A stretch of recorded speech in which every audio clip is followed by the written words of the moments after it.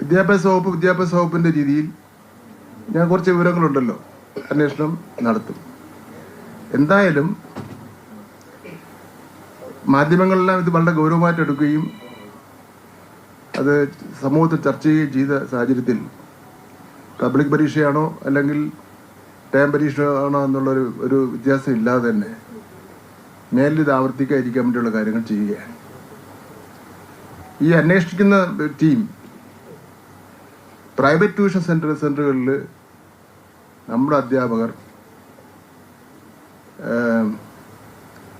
പഠിപ്പിക്കുന്നതിനെ സംബന്ധിച്ചിടത്തോളം കൂടി അന്വേഷണം നടത്തുന്നതാണ്. ചില വിവരങ്ങൾ നമുക്ക് കിട്ടിയിട്ടുണ്ട്. ചില റൂറൽ ഏരിയയിലൊക്കെ തന്നെ സ്കൂള് ഉണ്ട്, സ്കൂളിൻ്റെ മുന്നിൽ ഒരു ട്യൂഷൻ സെൻ്റർ ഉണ്ടാവും.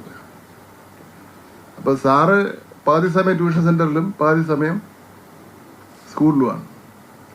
അപ്പം അത്തരം കാര്യങ്ങളൊന്നും നമുക്കത് അംഗീകരിച്ചു കൊടുക്കുന്നതിന് വേണ്ടി അതിന് കഴിയില്ല. അത് വളരെ ഗൗരവത്തോടുകൂടി തന്നെ നമ്മൾ അത് ശരിയാണ്.